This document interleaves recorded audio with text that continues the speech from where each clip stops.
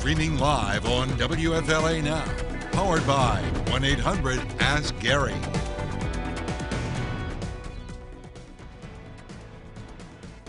Well, that was certainly quite a bit stressful.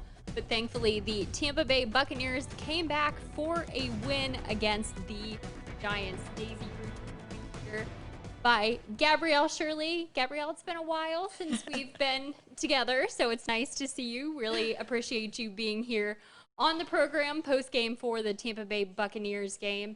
Going to be looking at some comments. Use those hashtags down there. Hashtag Hey Daisy, hashtag Hey Gabrielle. But Gabrielle, what happened? We were talking in the newsroom. We thought this was going to be easier.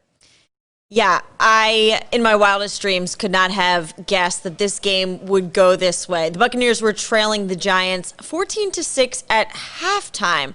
There were clips of Tom Brady slamming his helmet against a bench, a wall, in the midst of that first half. He was not a happy camper. The Buccaneers did not look good on either side of the football. Not at all. Offense wasn't clicking. Defense was slow, lethargic. They weren't really getting anything done, not pressuring Jones, the Giants quarterback. The second half was a different story for the Buccaneers. They finally got some touchdowns. They looked a little bit better. They picked off Jones twice. So they picked it up. And again, I don't think this is a cause for concern. The Buccaneers won. They pulled it out. They know how to do this. They have veterans on the team that can do it. They have young guys on the team that follow the lead of those veteran players. But again, just very surprising that they did come out so slow in that first half. I don't know what it was. I'm just happy they were able to get it done. Yeah, we were all very nervous here in the newsroom. And yes, we do work, but we have that game on in the background, and especially you and I who need to have that game on in the background. But what surprised me most was Gronk. He didn't really come out in that first half. Where do you think he was? But thankfully he did show up in that game.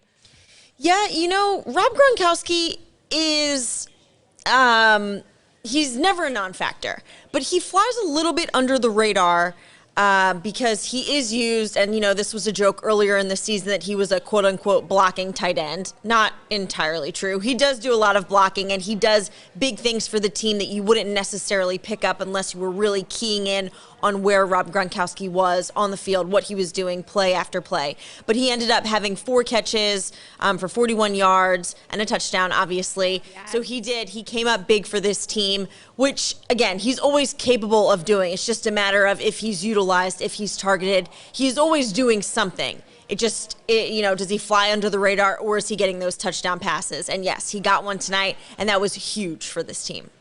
So while we're speaking about players, who do you believe was your player of the game? Because honestly, this game, I don't know if I'm sure, to be quite honest.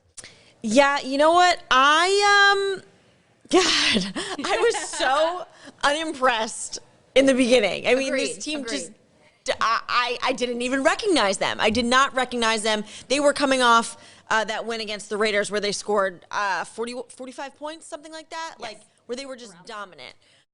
So, my player of the game, again, offense got it going in the second half. I still wasn't overly impressed. I'm going to go with Shaquille Barrett, Buccaneers linebacker. The 2 interceptions that the Bucs had, both times he was on Daniel Jones.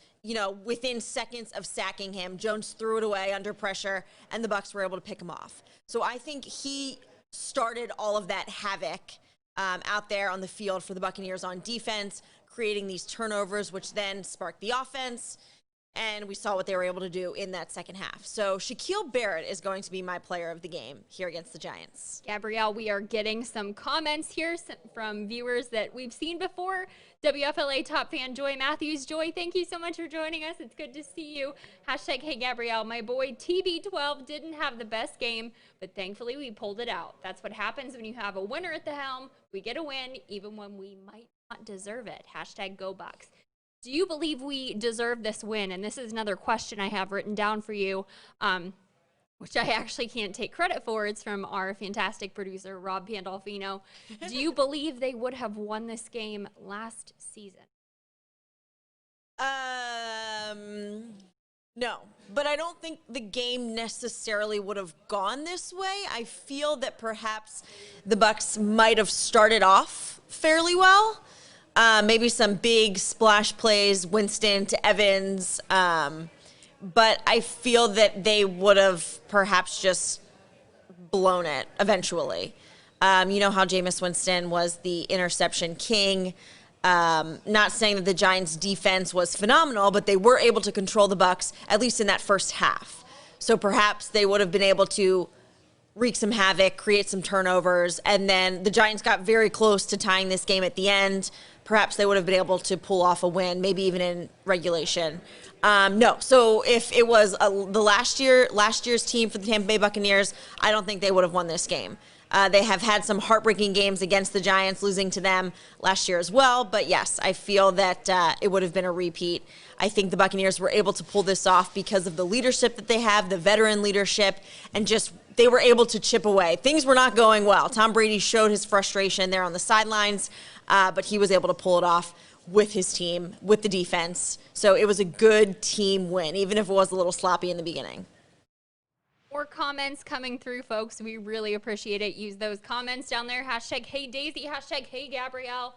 Seeing a top fan here saying their blood pressure can't handle any more of these types of games against opponents that should have been clearly beaten easily. And that's kind of what we were all talking about before the game started. And that's why I asked you what happened. Thought it would be a lot easier. And the comment down below, another folk that we have seen before, top fan Roger Greenberg, hashtag Hey Daisy, hashtag Hey Gabrielle. How about that game? Great game. I'm so excited.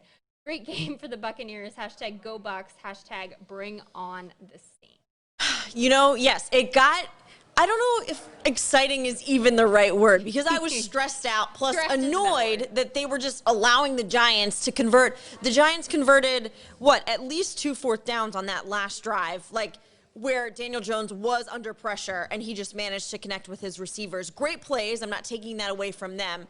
But the Buccaneers defense, I thought was kind of on a roll there, and they just kept letting them continue that drive. So it was way too close at the end.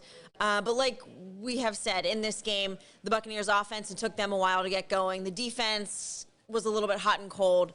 Wasn't their night. You have to remember, I don't know if these primetime games, bring the added pressure. All the players, I bet, would say no. But the Buccaneers didn't do well against the Bears on Thursday Night Football. They have another big game on Sunday night coming up against the Saints.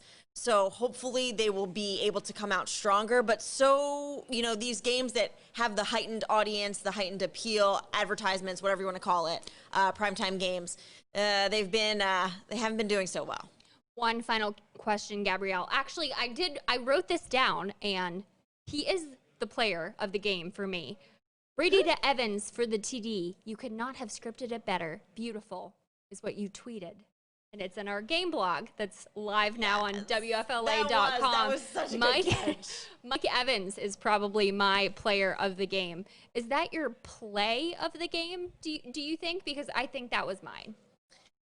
That was beautiful. And Mike Evans is, he goes, he's never hot and cold, but sometimes he's quiet in these games. Teams double team him. They know to take him out of the game. And the Buccaneers have a lot of weapons on offense. So he's not always the guy. But when it comes down to the Buccaneers being in the red zone, trying to score a touchdown, yes, he gets the football, and he doesn't usually drop it. It was a beautiful throw, beautiful catch. That was awesome. I'm looking back at my notes here quickly. Play of the game, man, I don't know. This is probably cliche, but even just the last play. Winfield, the rookie, he was on. There was a flag thrown on that last play when the Giants were trying to convert that 2-point conversion, get 2 points to tie the game. There were seconds left on the clock. Winfield Jr., he knocked the ball away from Lewis, and the flag was thrown. I believe they were going to see if it was pass interference or not, but he wasn't even looking at the ball, but he managed to get his hand in the way. The ball hit his arm, deflected. The game's over. I'm just going to say that's my play of the game, because if they had caught that ball overtime And again, I probably would have picked the Bucs to win still, but I don't want to take that risk. So that was big for the rookie. Again, he might not have necessarily intended to do what he did, but he was in the right place at the right time, and it worked out in his favor. Last comment here, Gabrielle from Michael Snyder. Hashtag, hey, Gabrielle, regardless, this is a different team. We would not be coming quick here. This is a different team. We would not be at the same point last year. Bring on the Saints. I think that's a good sentiment to end on. Yeah, absolutely. That sums it up nicely. And the Saints coming to town Sunday night. It's going to be big. That's going to be a huge game, and I think the Buccaneers are a different team from when they faced them in the beginning of the season. This game didn't necessarily reflect that, but we saw those sparks of what this defense can do, what this offense can do, so I'm excited. That's going to be a game to watch for sure. Gabrielle Shirley, you are always a pleasure, and as I say every stream, hardest working woman in sports. You're biased. I am a little bit. Definitely. Love you to death. Love watching games with you and streaming with you. But folks, again, getting a little late here. I don't even know what day it is. Monday? I can't keep track either. So we are going to log off here on WFLA Now, but tomorrow going to have a lot of political coverage if you are into that, obviously, with the election. And we will be back with sports, football streams very, very soon. So, folks, Gabrielle Shirley, I've been Daisy Ruth. Thanks for watching.